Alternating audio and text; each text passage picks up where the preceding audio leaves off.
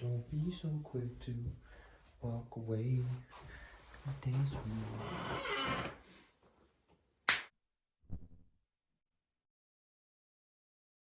Bad blood.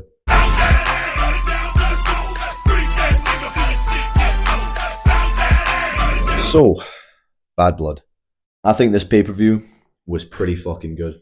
They didn't hit a home run here, but it definitely was probably the better pay per views of this year post WrestleMania. I would say that there were high points and there were low points, but I think the highest points were the start and the finish. Definitely the first match between Drew and CM Punk and the last match between the Bloodline and Roman and Cody. Those were the highest points of the night, as they kind of should be. The opening match definitely set the bar, but we'll get to that later. I think the last 4 weeks of Raw have been really good at hitting home the personal feelings in these rivalries, the boiling points, really living up to the Bad Blood name. It made it feel personal, and that's what it should be. The only thing that takes away from that is I think that Bronson Reed and Braun Strowman should have been on this pay per view. They definitely should have been a spot in the mid card, and I think that would have made a lot more sense. But I could see why they done that. On Raw the week before, they really set the tone with their matches. Especially since the last 4 weeks, they've just been beating the living shit out of each other, throwing each other through walls, through cars, through fucking anything. And they broke the ring, and Seth Rollins returned. But I feel like that's a return that could have been used on Bad Blood. It would have been pretty cool to see another big moment. But I guess they didn't really need it. You know, we had the Hell in a Cell match and everything. But as I said, there were some low points this pay per view as well. The build was great, but the execution wasn't entirely there, especially in the mid card. In terms of the live match, even the midway kind of weird segment. Overall, though, good pay per view. Oh, there's that going off.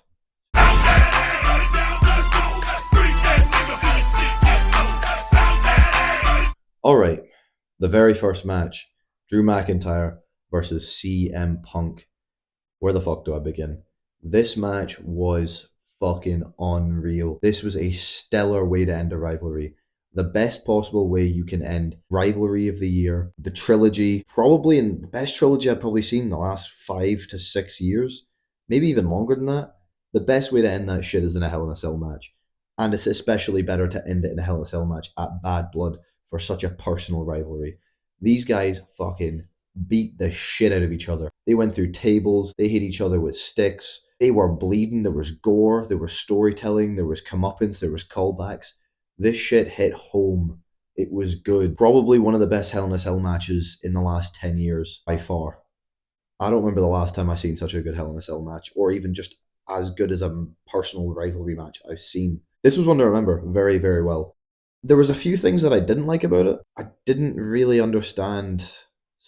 I guess people might hate me for this, but I was kind of hoping for Drew McIntyre to get this one over. I understand that CM Punk he hasn't done too much since he's came back in terms of winning matches, in terms of wrestling. You know, he got injured at Royal Rumble, and then he's only had a few matches since then. But I thought Drew McIntyre needed this more because it's kind of his story, and it's always been his story, kind of. Ever since, you know, he was jobbing out and then, you know, was having that rivalry with Seth Rollins, was coming short, falling short, then was getting screwed over and screwed over again and screwed over again by CM Punk so many times, getting screwed over at WrestleMania, getting cashed in on, getting screwed over at Clash of the Castle, so on and so on. I kind of thought there was supposed to be his moment where he was finally going to overcome the odds. I get it, he's the heel. It would make no sense for the bad guy to overcome the good guy, but neither of them are really good guys. And you can kind of feel for Drew. You know, you want him to have his moment, and he hasn't really got that yet. So it kind of confuses me to think, what's next for him? I get it, they're trying to build CM Punk up now because they want him to have his WrestleMania match, maybe against Rollins or whoever, possibly for the world title, like they were planning on last year. And they're probably going to want him to feud with Gunther and etc. etc. They need to build his character back up and his credibility. What's next for Drew? I guess anything. Like he still was in the rivalry of the year, and he still had his biggest spots and his biggest moments, and all eyes have been on him, more eyes than there ever have been. So he still came out of this with a huge win here. So is Punk. Punk proved to everyone he isn't washed. He can still put on bangers. He can still put on a match. I'm not angry that he won, but I just think it should have probably been Drew, just for in terms of finishing his own story, you know.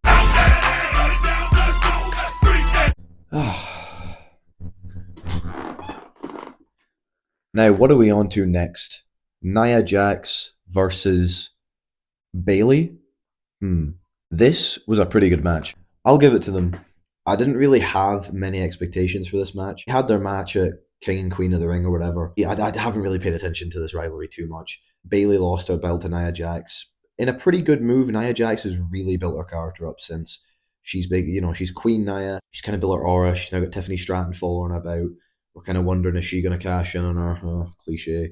Kind of sick of those storylines. Yeah, it was a pretty good match. Bailey put on a show. She lifted her up a few times, done some great moves, Samoan drops, etc. on Nia Jax. Nia Jax had her moments. Nia Jax had a Hurricane Rana, which is insane.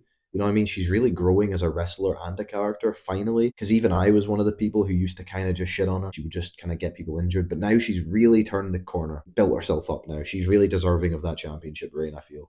Good. The only thing I feel like she should have is a bit more flair. She's Queen Nia now. I feel like she just needs to be, she needs to be coming out in fur coats. We need to throw some Rolexes and rings on her. You know what I mean? She needs some Ray-Bans. CEO. That's what she needs to be. Let's get her coming in limousines. This is Queen Nia we're talking about. In terms of the result, yeah, Nia should have went over 100%. But the finish, it's kind of cliche. We had Tiffany Stratton come out and wave the briefcase about, oh, is she going to cash in? Is she not? It was implied she's not because the referee grabbed it, whatever. Yeah, that's cool. I'm just kind of sick of these. Oh, are they going to cash in? Oh, she's going to cash in this time and it fails. Oh, she's going to cash in this time and it fails. Oh, Nia's surprised. She's shocked. It's like, this has been done to death now. And it was done to death last year. Damian Priest every single week coming out trying to cash in and failing. We had Io Sky trying to come out every single week and failing. And you're like, okay, we get it. We're right now to the big pay-per-view. I just want a sense of shock. Get it? Like, they've been teasing it since the beginning. I want that sense of shock again. Ooh, it's this week, it's that week, it's, like, who cares? It was a good match, and Nia went over. Maybe it's not the right place for it. But anyways, it was a good match. I liked it. All right. On to the next match, and this is where the pain begins. This was my first low point of the night. Serious low point. Damian Priest versus Finn Balor. Now, I'm kind of scratching my head, just wondering what Triple H and the back are thinking with this one. I understand we've built up Damian Priest pretty well in the last year. Money in the Bank, Road to WrestleMania, cashing in, getting his big moment in already a high-profile match between Seth and Drew, CM Punk being involved in the finish. That was a big moment for him. He got the cash in. He's had a brilliant reign with his title up until SummerSlam, and then a brilliant twist with Finn Balor finally turning on him, the jealousy building, boiling all the way up to Bad Blood. Here we are for the match. Kind of thought Finn really should have went over here. He needs it. Finn needs it. And it's not just Finn who needs it, the whole Judgment Day need it. We're trying to build them as still a powerful group. And yeah, they have the tag titles, but the tag titles don't really mean much right now. It's just kind of JD and him holding on to them. They've defended it like once. Who held them before? I don't know, like R-Truth or something? They're not really that valuable right now. We've just have them because they're placeholders to make the team look strong. Yeah, we have the singles belt with Liv, and we have the tag titles, just kind of like the old Judgment Day had. I get it, yeah, Rhea and Damian need to look strong, and they need to make it that the Judgment Day will never be the same without them. We still need to make them look strong. I get it. It's not Finn's year, and it's never going to be Finn's year again. He's the new Dolph Ziggler. He's got a ceiling that he's never going to crack. He's never going to grab the brass ring. They're never going to probably make him champion. But we need to see some more out of him. This is supposed to be an intense rivalry between these two, not just a one-sided victory for Damian. Finn should have probably went over here, and it should have been a dirty, not clean win. He should have cheated, furthered this rivalry, because this rivalry isn't over. This rivalry just fucking started. And this rivalry is one of those ones that will boil over probably till WrestleMania. Damian does have momentum. He already won with Rhea against two members of the Judgment Day. And them losing every week, they've kind of just buried them. I just don't see why it's a good idea. I hope now that we've done this, WWE aren't going to waste Damian Priest. I hope that they will just continue to use him and build him up. Unless we're going to continue this rivalry at some point, which we maybe are. I just hope they don't waste Damian Priest's momentum now. I hope we keep this going, and I hope maybe Finn Balor and JD can string together some really good, strong wins in the tag team division and at least make the Judgment Day look strong there. Right now, he's got nothing going for him. You can't take the Judgment Day seriously if they're just losing every single week. They're barely getting wins. They're always getting beat up by Rey Mysterio or someone like that. This was one of the lower points. But it's okay. It's okay. Alright, next match. I'm going to kind of be quick with this one. Rhea versus Liv. Dominic in the shark cage. Gimmicky match, but yeah, Bad Blood spilled over. this rivalry's been built pretty well. I really felt for Rhea Ripley, especially because she's in my head, my wife. Thinking back to SummerSlam, geez, that was depressing to watch. It was brilliant though. I was shouting at my TV screen. I mean, Dominic Mysterio was my favorite wrestler, and I was sitting going, Dominic, you fucking asshole. Like, Dominic's the biggest heel in the company. Everyone hates him. And now even his own fans, who actually, the few that did like him, who don't boo for him, like me, were booing because he done the one thing unimaginable. He dumped a Rhea Ripley and cheated on her. It's crazy. I'll never not be a Rhea Ripley fan. She is Nami to me. I did think Liv had to go over tonight. The finish was awful. The match was good. They were pulling out moves on each side. Rhea was doing some great stuff. She was establishing herself as the big, strong, dominant one who was kind of going to carry the match. She was kind of going to throw her weight around and beat the shit out of Liv Morgan, which is well deserved. We've waited for this moment. She got her licks in on Dominic. Liv hit some pretty great moves, hit a sunset flip. She hit some crazy spinning move. I can't remember what it really looked like, but into a pinfall. Was looking pretty good until that finish. Dominic fell from the shark cage, which was a holy shit moment. He's going to break his neck and die. We're going to see the next Owen Hart here. God rest his soul. They caught him. Amazing finish. His head must have been absolutely aching with the amount of blood rushing to it for how long he was hanging upside down. You know, Rhea came out, got her licks in. Official turned a blind eye. Hilarious how, you know, plays into the everyone hates Dom, even the good officials who are willing to bend the rules. But then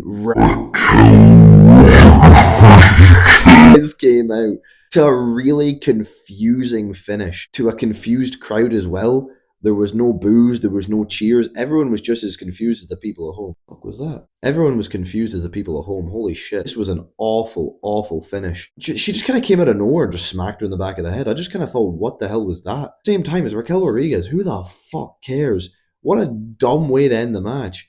And then she came out and tried to put Liv Morgan on top of Rhea Ripley to pin her, even though the match was already over. It was a disqualification. Like, boo. A low point. That was an L. It was a serious L. We could have done a lot more with that, especially for how good the match was going.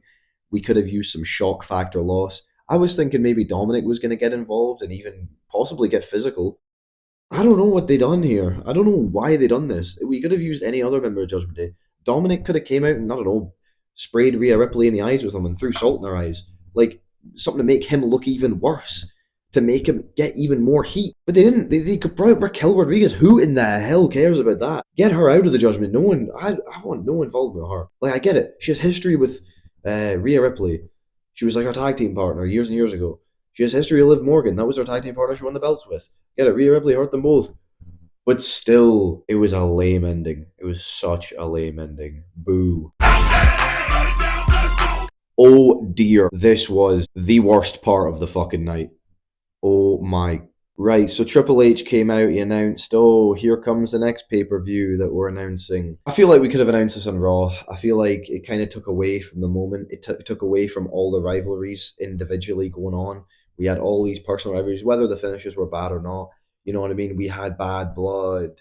And in the middle of it, we had Triple H come out and show off some ugly-ass forehead belt. That shit looks AI generated. I don't even know what to think. But yeah, okay, cool concept.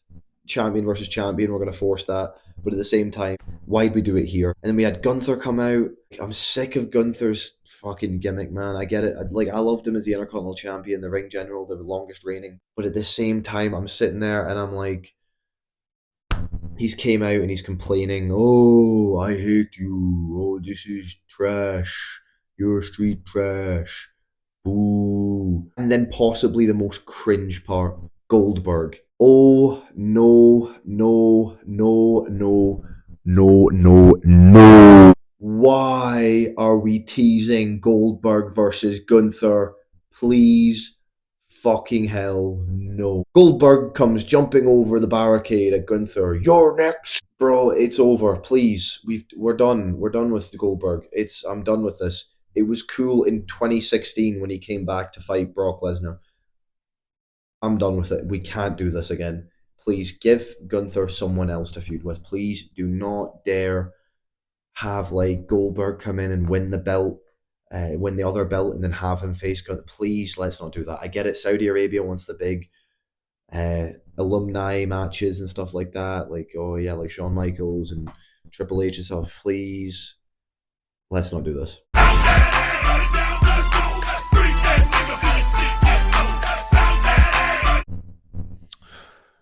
Now let's get on to the main event. So, the main event wasn't really the main event. The opening match really did set the bar maybe a bit too high, considering that the following matches couldn't really live up or surpass that amazing opening match. The last match definitely did. They done it a different way.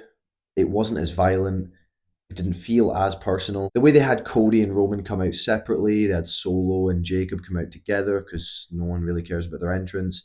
You know what I mean? We had the big entrances. We made Cody feel important. We made Roman feel even more important, especially the fact that he doesn't have a belt, but he doesn't need it anymore. You know what I mean? He has no Ulafala. He has no Iceman. He has no Jimmy. He has no Jay. He has no Solo. He is himself. Roman came out and he had like a million hours. Cunt literally just lives for this shit. He is just the final boss. Fuck The Rock, he is the final boss. This match was pretty good. They knew how to work the fucking crowd pretty well. Even at the start, I'm glad they didn't just like tease Roman coming in. They had Cody start, they had a little bit of a back and forth. Like Roman's like, okay, you start, you start. Cody and Solo kind of started it off. It was kind of good. And then, they didn't waste time tagging Roman in. Cody already kind of teased The Rock. Roman came in, he had his moments. Everyone had their moments in this match, Jacob especially. Everyone felt involved. Jacob was involved just as much as Solo was, just as much as Roman. Jacob was flying through barricades. Solo and Roman were having their moments finally, you know what I mean? Having their one-on-ones. Still kind of got to have their match to sort it all out. Cody really had his moment throughout the match, especially when he went through the table. You know what I mean? He gave the signal to Roman, you know what I mean, sacrificing himself, which was good because it kind of left Roman to sort this shit out himself at the end, at least with his family, because it is Roman's story at the end of the day. Cody is now just part of it, you know what I mean? And that's okay. There's nothing wrong with that. Cody will have his own part in his own story in the future. But it was a good way to kind of involve him. And then we had turn of Jimmy Uso, which was so good. It was so good for so many reasons. For the fact that everyone was so happy to see him. Jay's finally getting that acknowledgement from Roman and from the crowd. We finally got Jay over properly as his own character. You know what I mean? Not just being part of the tag team of the Usos. We've got Jay over as his own character. The crowd was as pleased to see him as I was. He made that badass entrance with his mask on. And then we had Roman have his moment, pinning Solo clean. 1, 2, 3. Fantastic. Fantastic stuff. Probably will mean there'll be like a tribal combat match now for the Ulafala. You know who will be getting involved in that. And we had the end of the match. We begin to see the character growth coming here. Jimmy telling Roman, come on, time to go, time to save Cody from the bloodline. Roman listens to Jimmy once, finally acknowledging him like he acknowledges Jay, who even after leaving the bloodline, Roman still talks about Jay like almost like his son. But now he's listening to him, he's listening to his family. This makes him ascend even further for me now because it's no longer the bad guy who cheats to win. He's the next Hulk Hogan of this era. He's so good now, he doesn't need any of that. He is him. You know what I mean? He is him, he's on his ones. But now he's got his family back. Hopefully, we'll get the wise man back soon. But then we had the return of Dwayne the Cock Johnson. I knew it was coming, but it still shocked me. Could have been a bigger moment. I was just kind of hoping he would say something. I guess we'll see it on SmackDown. I really don't hope The Rock just doesn't show up for another 4 months and then just comes back. Oh, The Rock's made us bright. Like, come on. Let's hope we get the moment we want on SmackDown, and we can see where this rivalry will be headed because we know where it's gonna go. It's gonna go to WrestleMania, The Rock versus Roman, as we're hoping, because we need to see that match now. Last year it was Cody versus Roman. Now we need to see that match. Bad Blood 2024. I'm gonna give it like a 7, right? And the 7 comes from the start and the finish and the Nia Jax match. That's where I'm giving it a 7. What falls short was the ending to the Liv match. Dominic, I think the moment where Dominic fell out the cage did kind of make it a bit higher, and the actual match before it was good, but it was so overshadowed by that shitty, stinky finish. Finn Balor, Damian feud match that kind of fell flat. Felt like a Monday Night Raw match.